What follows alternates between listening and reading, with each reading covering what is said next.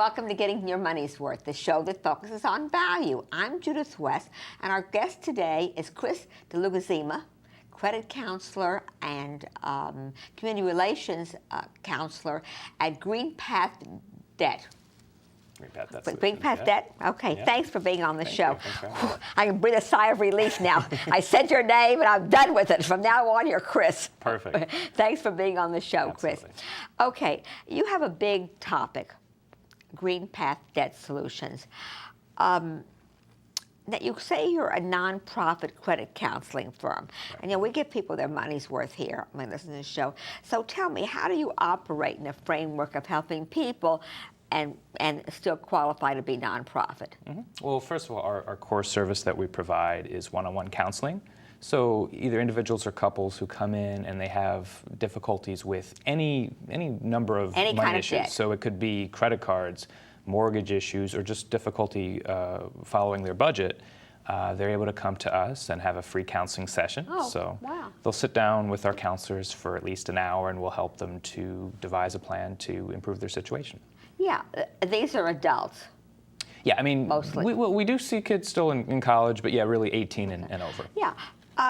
What is a typical literacy of people that come to see you? Are these folks that are responsible people that just got in over their heads? Are these folks that just simply never learned don't know how to manage money? We really see the gamut. I mean, that's one of the things is oftentimes I'll be asked, who's your typical client? And there really isn't a typical client at the end of the day. And so the literacy levels, yes, there are some that really don't have a lot of knowledge and got in over their head because of not, knowing about what the terms were ahead of time. But especially here in New York City, there's a lot of really savvy customers that come in, knew exactly what they were doing, when they might have entered into their debt problems. But at the end of the day, it could still get you just as well if you struggle with your income or things like that. Or you overextend, or especially in a bad economy, we see that play out a lot. Okay, so let's talk about some of this. You make a distinction that's all kinds of debt. How much of what you're counseling is a result today of the housing crisis? Well, certainly as a company, we've seen, because we do counseling all over the country, and especially as we go You are a Michigan-based company. Yeah, we're based in Michigan. We're in 7 different states, and we do phone counseling all over the country as well.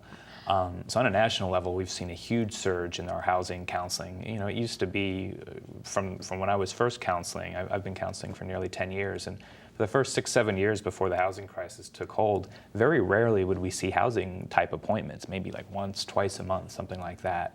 And now there's some offices out there that fill the whole calendar. So let's talk about some of these crises. And I think you're recognized, or your reputation is certified by HUD, the government housing. Mm-hmm. Okay. Folks what's the typical house crisis? People are in over their heads. The mortgage is more money than the house is worth. Is that? Yeah, I mean, the trend that we're seeing recently is it's not only a housing issue, but it's really with that in combination with the job market. That people who are either unemployed or more likely underemployed, where, let's say if they're self-employed and their income's less than it was, and they're struggling to keep up with the mortgage or they anticipate. Okay, so that's what you see, and now, I mean, after, what can you do? You can't, if I should say that, what do you do with that, with that kind of? You're right. I mean, we can't turn back the hands of time. You can't turn back time. Right. So the very first thing that we do is we try to give them a realistic idea of what their situation looks like by helping them to see what their budget is. And based on how that looks, we're going to help them to prioritize their expenses. Sometimes I'll see people that maybe put the mortgage further down the list than they should. Maybe they want to keep their credit cards current to keep up their credit score or something like that. So we help kind of refocus that. And then it really depends on the situation, but in some cases we'll try to work with their lender to help to get better terms. Do you indeed then interface with the bank or the mortgage company? Now for that, if you start with the options, there is a fee. Actually, our housing counseling that's out there, we get grants through NeighborWorks America, the National Foundation for Credit Counseling. So any of our housing services is actually done free of charge. Oh, really? That's one. So do you call up the bank and say, here, give me an idea. How does it go? Mm-hmm. Totally depends on the bank. Some banks, you're able to give them the information as far as their financials and situation over the phone. But really, for the most part, will make that initial call or go on their website to find out what sort of information the bank needs, and then we'll help that customer put together a packet to try to state their case as to why the bank should work with them to help them save their home. Yeah, are you successful? As you know, it is an industry that, and it's really, I know a lot of my colleagues in the housing industry, it's frustrating at times because if you just look at the pure percentages of people that are able to modify their loans, for example, it's not nearly as high as you'd like. But at the end of the day, even if it's a small percentage and you're able to help 1, 2, 3, 4 people to stay in their homes, it's still worth it. Right. So do you find that people come to you who knowingly got in over their heads?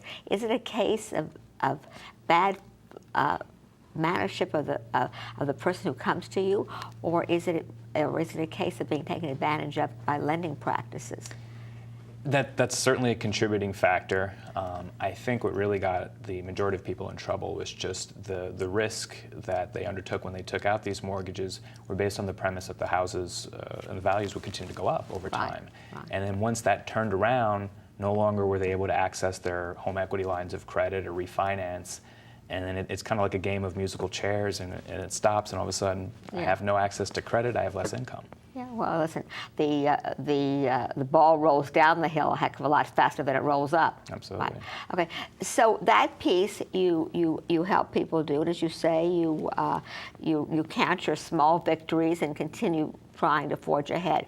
What about the other piece of debt management? Mm-hmm. Folks come in with overextended credit card debt, or what other kinds of debts do people have if it's not mortgage or credit card? Student loans. Student loans. Or debts that have already gone to collection agencies, for example, which we'll see a lot. Right. Yeah. Personal, right. Well, the good thing about that is the programs for those sorts of unsecured debts like credit cards, they've been in place for a lot longer and have already been a lot more formalized. So whereas when we deal with a mortgage lender, a lot of times, at least at the beginning stages of this crisis, has been sort of a shot in the dark as they kind of work through their processes. The credit cards, they have these established plans. Credit card companies can often lower their interest rates, sometimes even eliminate them. If they're coming in with late fees and over limit fees, we can get them to stop those going forward. And really I think there is new credit card legislation about some of this, isn't there? Well, certainly for the person, it used to be that you would fall a day behind and your interest rate would get jacked up to 30% or something like that. Right, or you get some obscene late fee for a day. Yeah. Now there's more protection. You have to be more than 2 months behind in most cases for that to happen. But at the same time, people will still come into us, to our offices with a 30% interest rate and still be in a difficult situation, trying to pay it down. And those you are able to easier negotiate or settle. There's a lot more predictability. Because you're, it's a more of a time-honored practice. Correct. Right. And we can get them to pay it down over So 5 years. tell me something about this debt management. You have folks that come to you with a lot of debt, and hopefully you have some success stories and people learn.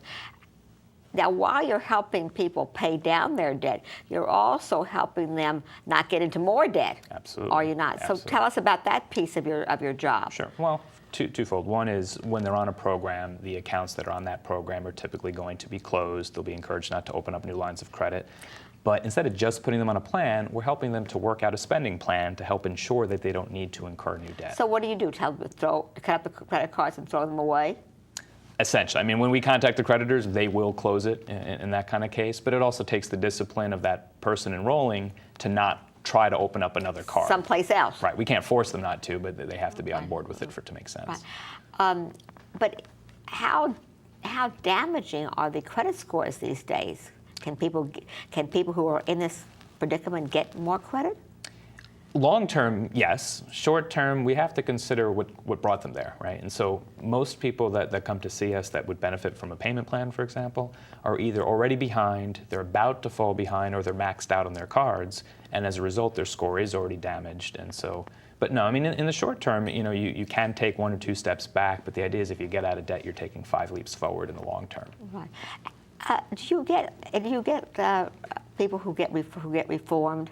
They're with you, they pay down their debt, they cut their credit cards, and they live in a disciplined Absolutely. match. Do you have some of those success stories in your? I remember one client who was distraught because he had just confided to his fiancée that he had a substantial amount of debt, and the wedding at that moment was off. So he came into my office and we sorted through the issues, got him on a plan. He got out of debt in record time within 2 or 3 years. And he told me at the very end he was expecting twins.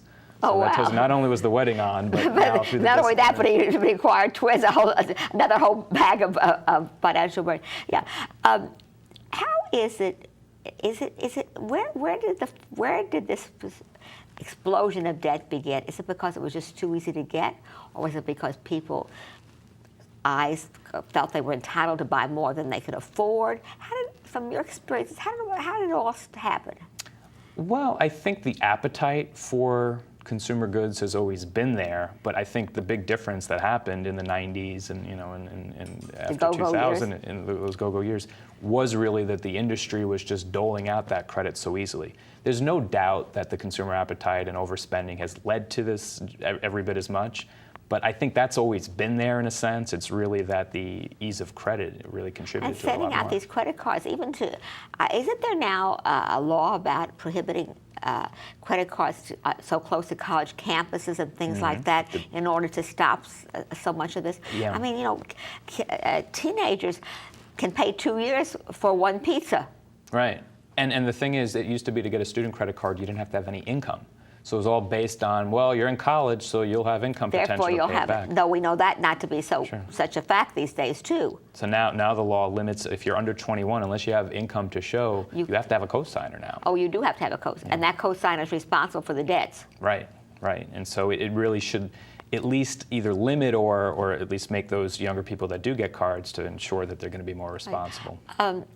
What about financial literacy? Should it be taught in school? Absolutely. I mean, that's my primary role now, is just to teach literacy in the community. That's because you're a community relations, so that's what you do. You go back to the basics, take how much you earn and take how much you can spend, and try to get people early on in the process, right, rather than before a crisis develops. And schools are a great place to start, but adults, young, old, black, white, I mean, we try to help everybody. I suppose the truth is, Chris, that if you're determined to get out of the hole you've dug for yourself, so to say, and with someone with help like yours and discipline, it is possible to start all over again and make a new life for yourself. Absolutely. You have to be receptive to change. I mean, the one thing in common with my clients who have had success is the ability to just be willing to change. And those that have that wall that, no, I'm going to do it my way, those are the ones that have more trouble. I heard recently that those folks who have the ability